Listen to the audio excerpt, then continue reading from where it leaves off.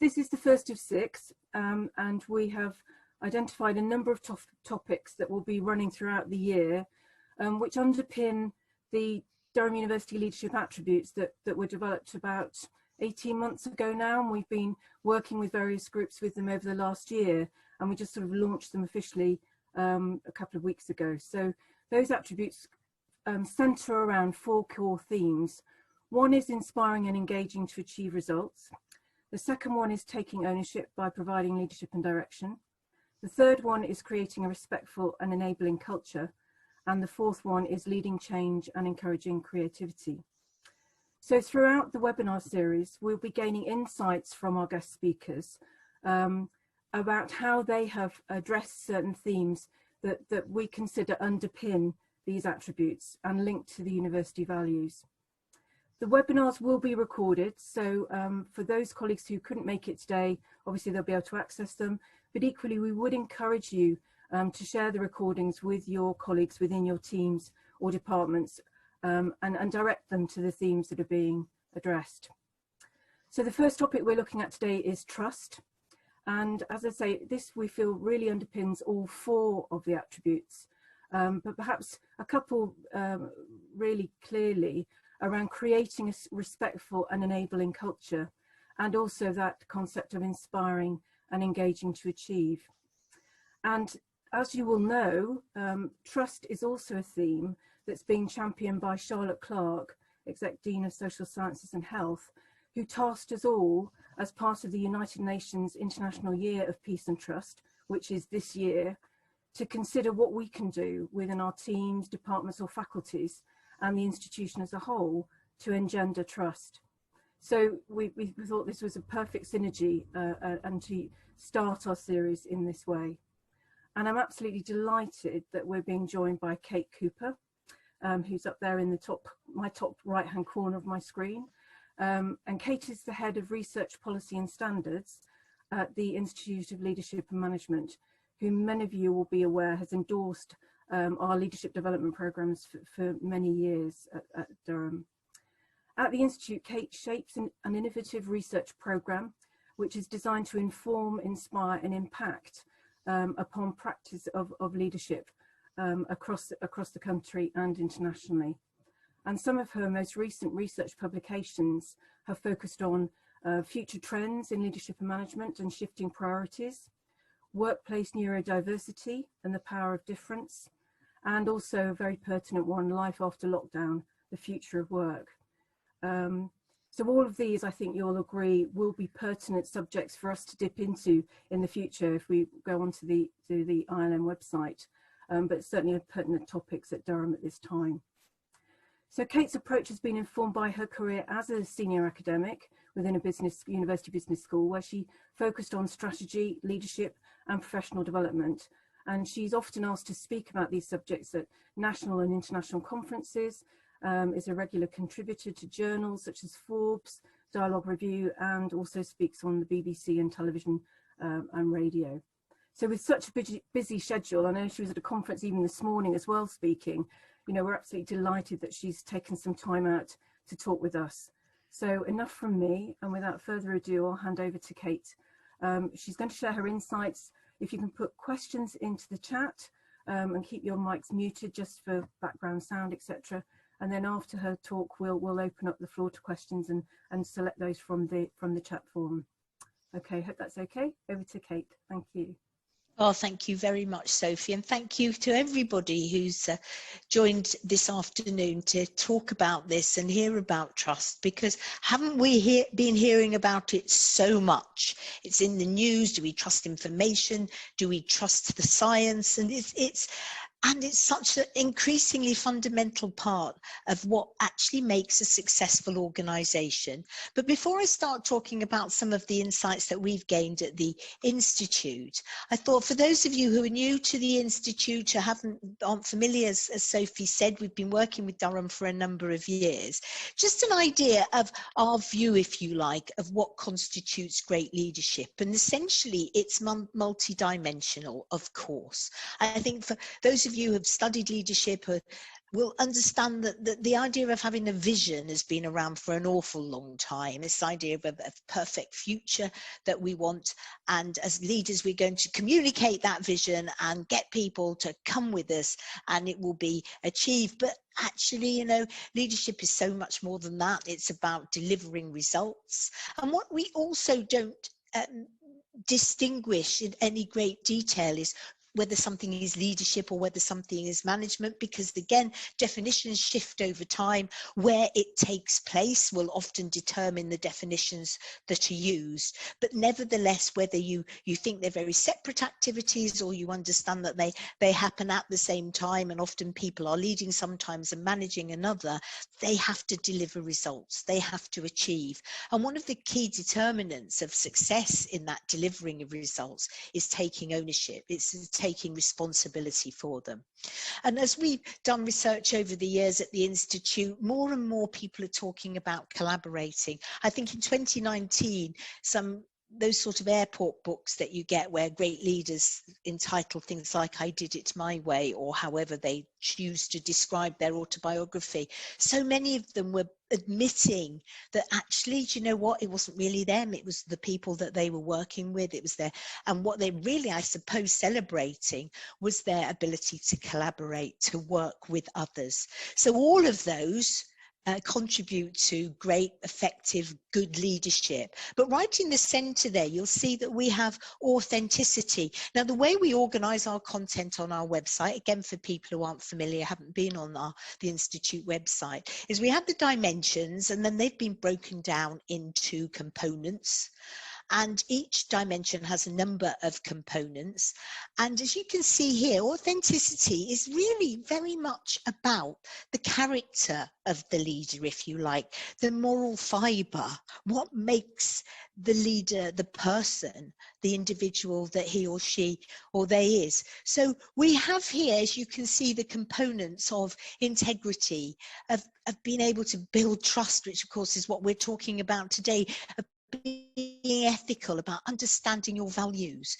But all of those things invariably require an ability to talk about them, to articulate them. And that's why we think conversation, and whether that might be a conversation that challenges, where you feel that people are not behaving ethically or your own values are being compromised, or whether that's a conversation that supports a colleague, it's those conversations that really make leadership happen. And the first component, the first step to your leadership journey, as we like to say, of course, is self-awareness. And although I'll be talking primarily about trust, I am going to be focusing on self-awareness for some time. But trust is absolutely such a big deal. As I said at the beginning, people are talking about it all the time, and it is so fundamental, as you'll see when I hope I develop a case for why trust is so important and what we need to do about it.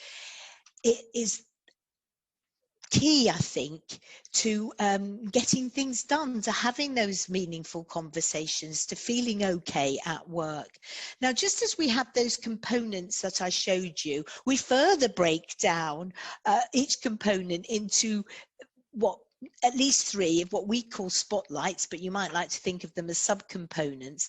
And there is information about all of these on our website that anybody who's obviously a part of the Durham University can access if they want to. Different sorts of resources. We have PDFs, 4 pages or 2 pages. We have podcasts, and we have short videos. Actually, the trust video is me speaking about trust, because it's something that has really informed our research agenda for well over 10 years. So that's there if you want it. I'll be making reference slightly to these, but this isn't really what I'm going to be talking about this afternoon. Because what I really want to start with is why trust is important, and why it actually, to me, underpins authenticity. And if you're inauthentic, can people trust you? And I know you can, it's so difficult when you're trying to describe the rise of the authentic leader, how misinterpreted misunderstood or how diverse the understandings of authenticity are. But I hope that you'd agree, and if you don't agree, I'd be equally delighted to, you know, put comments in the chat box. If you're inauthentic, can people trust you? And that, I suppose, is, to me, is absolutely a fundamental question. So you have to start thinking about, well, what is this authenticity of which she's speaking, and what can we do about that in order to earn trust, if that is indeed what we want to do? So what I thought I'd start with is this idea of what it feels like to be trusted. Now, I've used the word manager here, somebody that has actually perhaps been more senior than you in an organization. Now, that actually doesn't have to be a line managing relationship. It's much more about a power dynamic that's been between you and another individual. It could well be outside of the work context, although it's perhaps easier if you could think of the work context first of all. So somebody who has trusted you. And if you could put some words in to describe, only one or two words, how it made you feel, what it's like to be trusted, that would be brilliant. And Katie is collecting them for me, are you not, Katie? Just because it's hard for me to talk and read all the comments at the same time. So just a couple of words that describe how being trusted made you feel.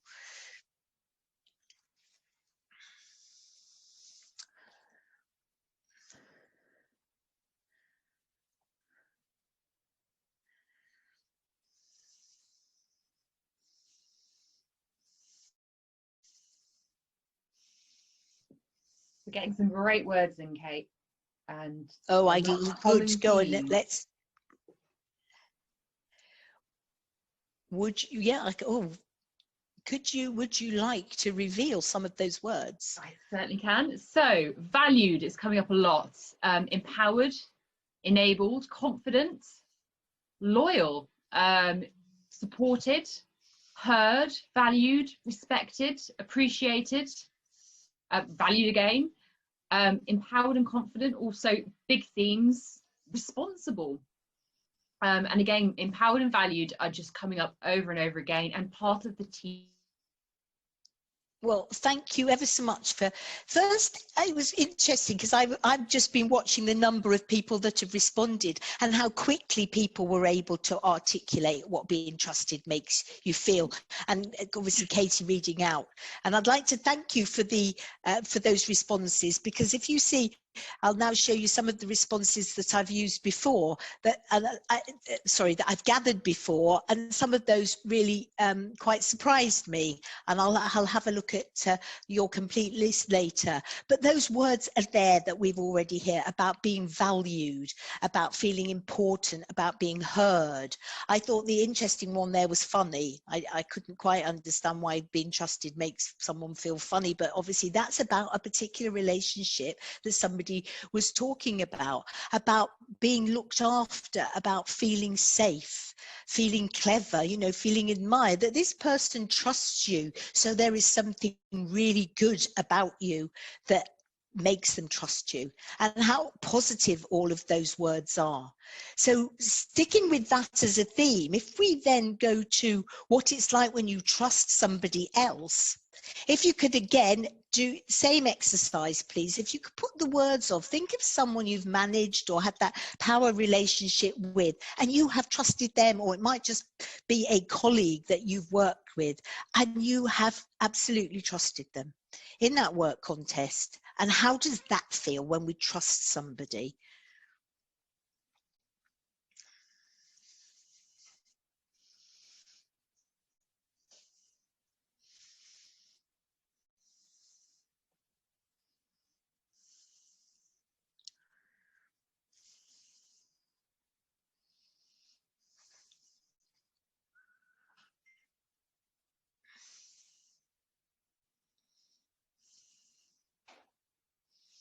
I can see the words are coming in, Katie, although I can't actually see what they are. Are they different or the same? I think that's intriguing me. I'm just having a little look. There's a few that are quite different. I've seen supported and empowered come back again. secure, confident, relaxed, nervous someone's put, which I actually I can understand, vulnerable someone's put as well, grateful. I think it's a big thing to be trusted, isn't it? It's massive, yes. I think, and the words, and we've immediately got that sense of the responsibility that goes with being trusted. Yes, and definitely.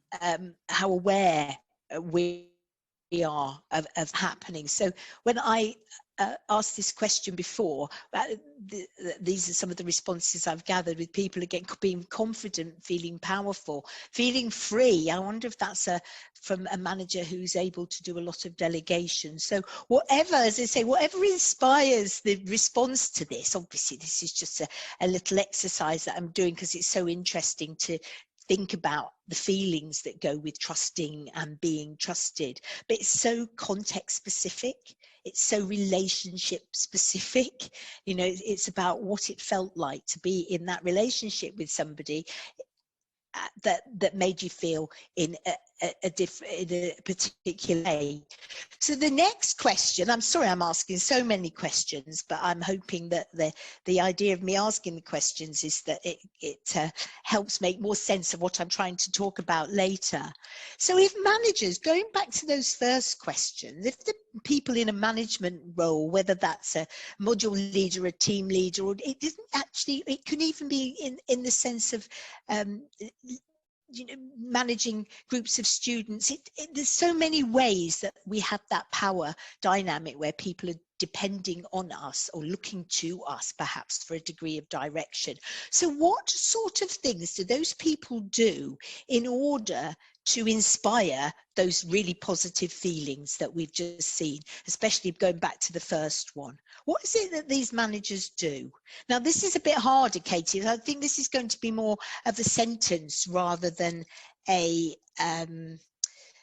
single word. But if you could perhaps include some of those, if you wouldn't mind writing a few of those down, because we now actually sorts of managers, what the sort of things they do. I think even in what the sample you've read out, Katie, that they've been covered. They challenge people to stretch themselves, but with that proviso, you don't delegate unachievable tasks, because there's something in that that's very inauthentic, is it not? Giving somebody something to do that they can't do, because probably both people, even if it's not said, know that that's the case. What we have found, we've been researching flexible work and advocating and campaigning for flexible work since 2011.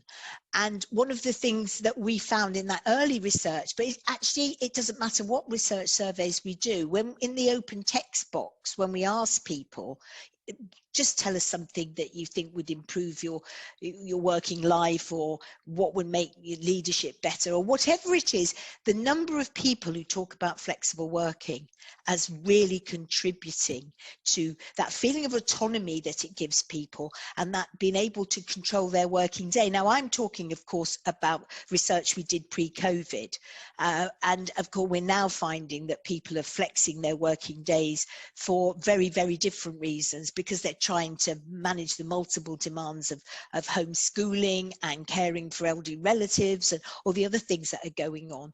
But still, I think that the ability to be able to have some discretion is incredibly important to very, very many people.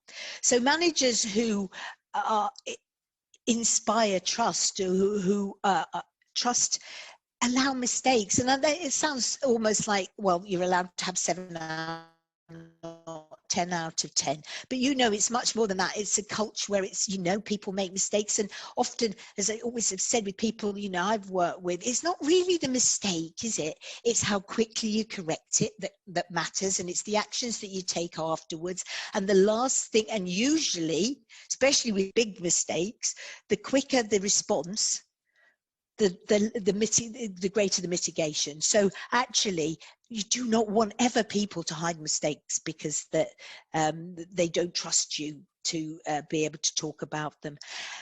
Again, managers who trust adopt strength-based approaches, and I'm sure all of us have experience of personal development courses where you're supposed to identify your weaknesses and then suggest strategies for improving them.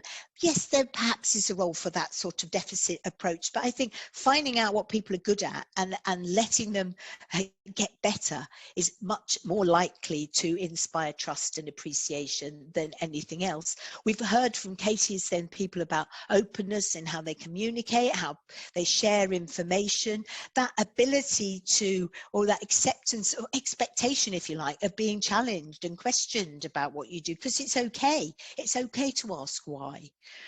And they put a huge amount of effort into building relationships, encourage people to develop and learn, and are prepared to ask for help for themselves. And I think, again, when we're looking at the evolving and changing role of leaders and managers over the years, there's a strong trend or a strong acceptance, I think, that actually you need to be, you don't have all the answers, and if you're unable or to ask questions, your leadership management is going to be really compromised.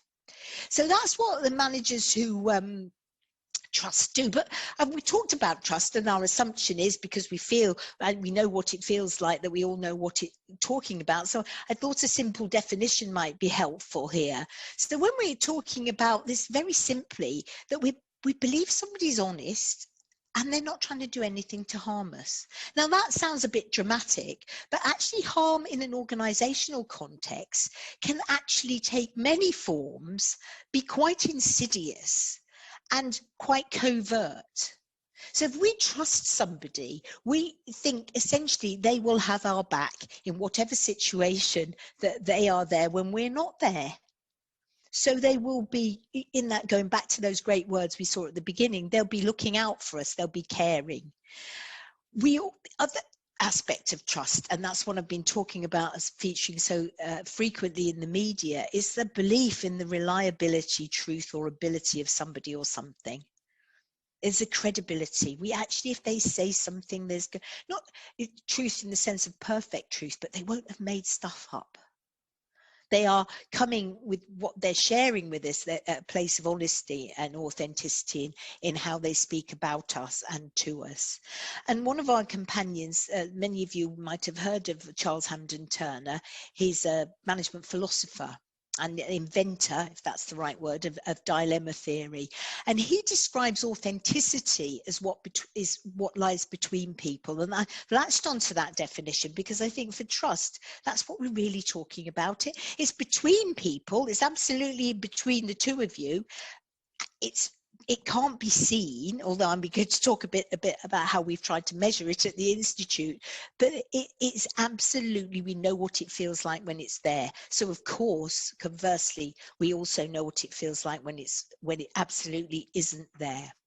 Now, another advocate of trust, and when you think Peter Drucker died in 2004, for those of you who, just as, I mean, Charles Hamden Turner is a very well-known management philosopher, but goodness me, you know, Peter Drucker, one of the most famous management philosophers of all time, although he died in 2003 or 2004, but his ideas, his thinking were very much about knowledge workers. I think he'd already seen the direction of travel with industry in the United States, although he's an Austrian, that's where he worked.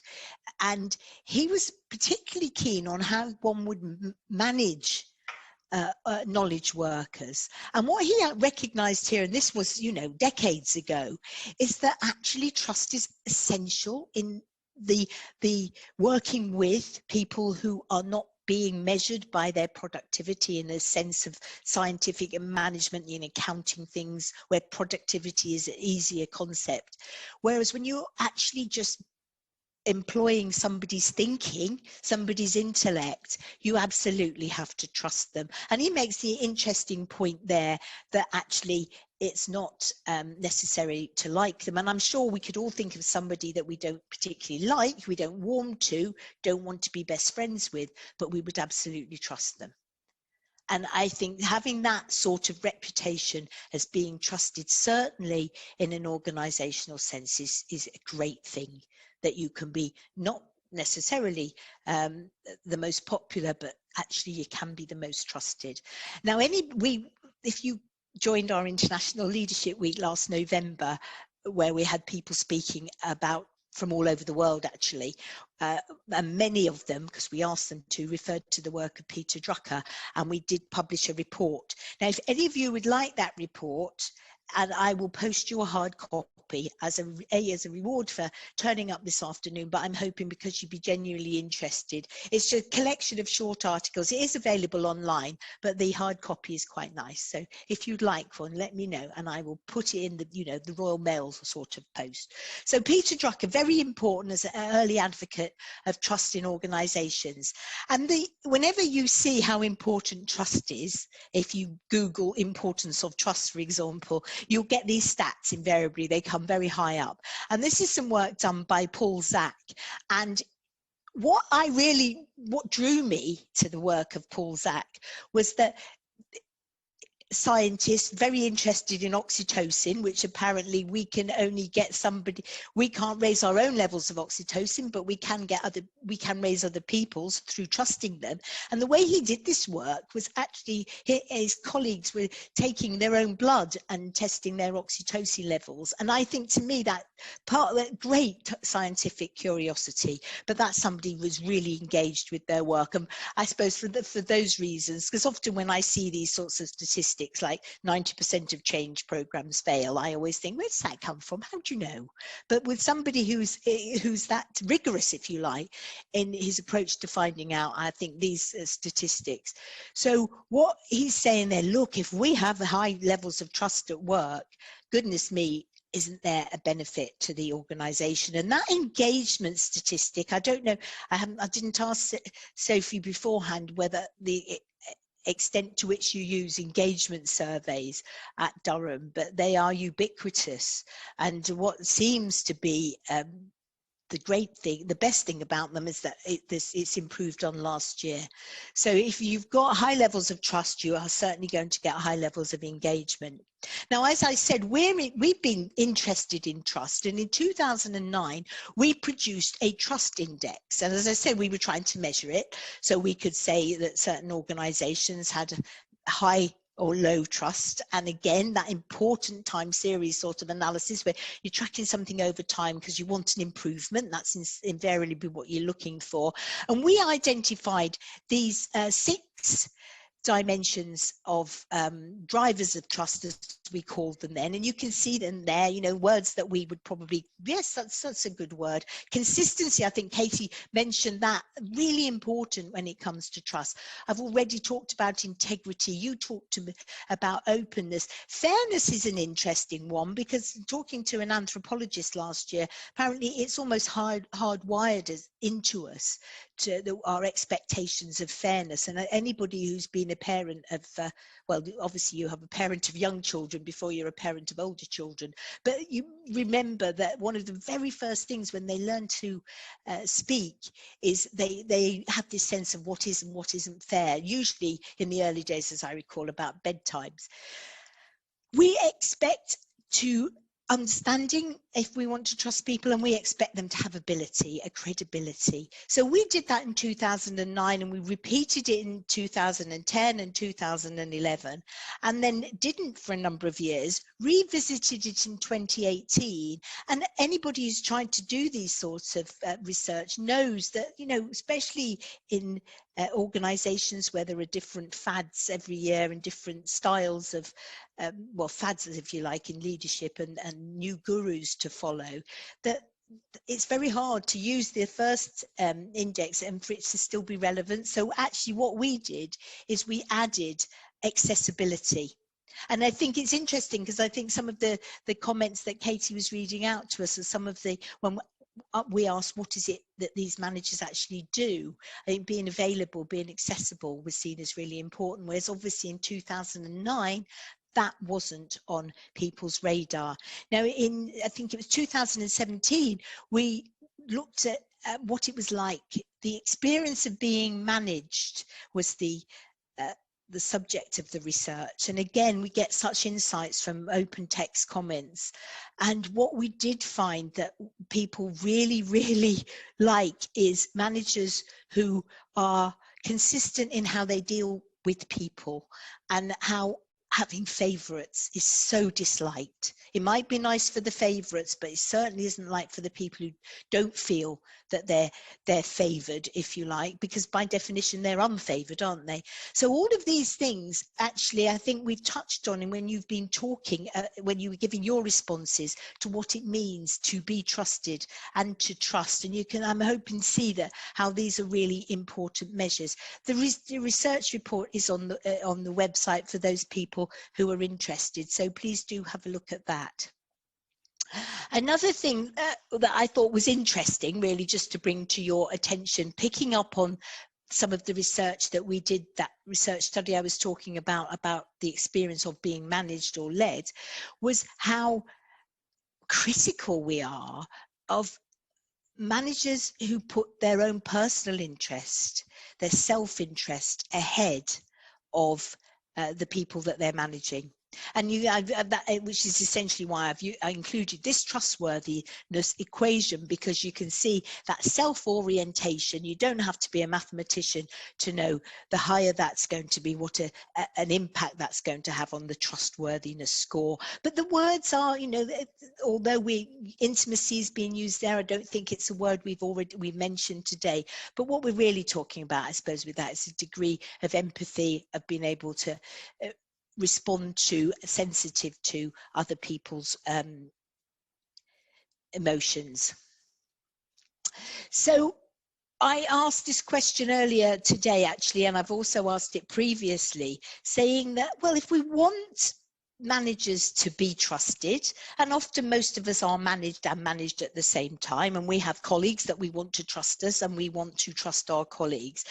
The first step, as I said right at the beginning, in the step to this idea of being your authentic self at work, is thinking of what's so good about being self-aware.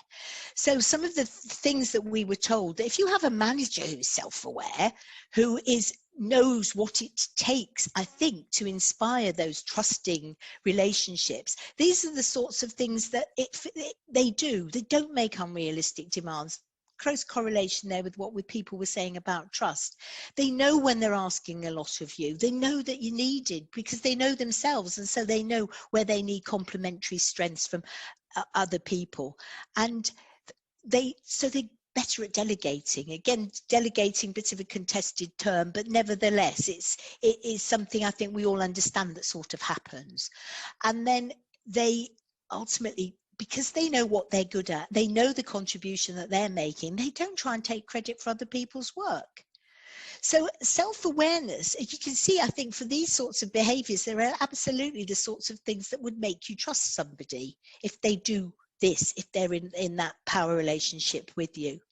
And Tasha Ehrich published this in Harvard Business Review, took, to me, self-awareness to a whole new level by actually looking at it as from two dimensions, saying, well, actually, we can be really knowledgeable about ourselves, internal self-awareness, and if we're good at that, if we know what our values are, we know what we expect from relationships, we will have good jobs and good relationships. If we're not very good at that, negative associations there with anxiety and stress.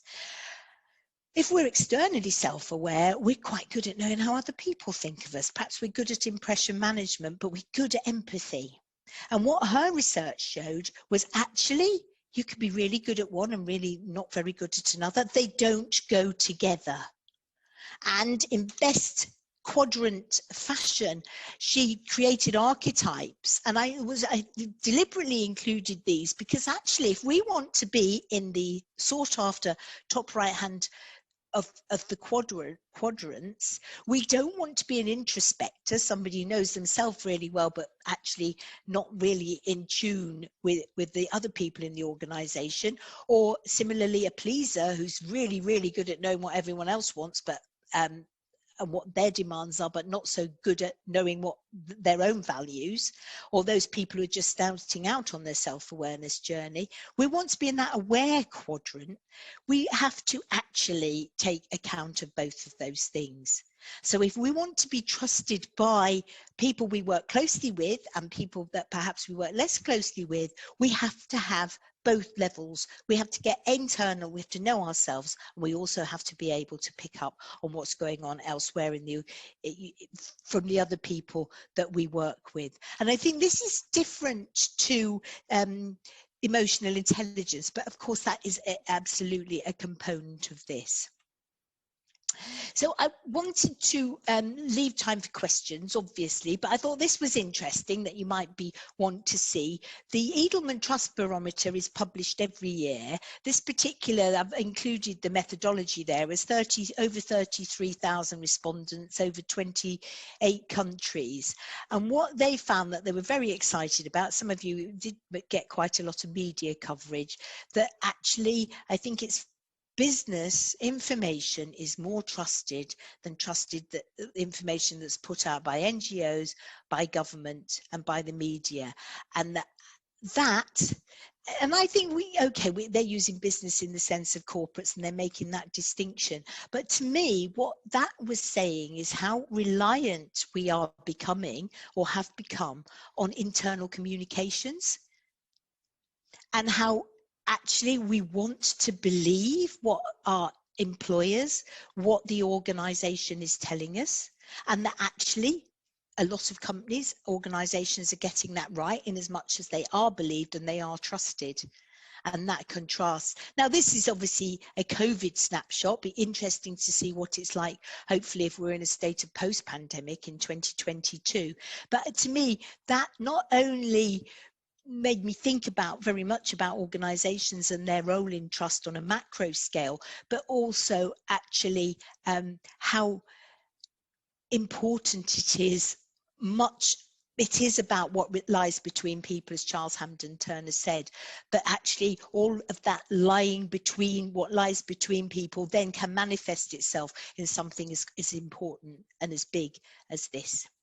So I hope that's been interesting enough for you to stay listening to me. I can't see everybody's faces, so I can't really tell. Sophie's doing a good job helping me out with some active listening there, so thank you for that, Sophie. You don't know how lovely it is when you're doing one of these calls to get some sort of feedback. But thank you all very much anyway for responding to the questions I posed so generously. And if there are questions, more than happy if I can answer them, or maybe Sophie or one of her team want to answer.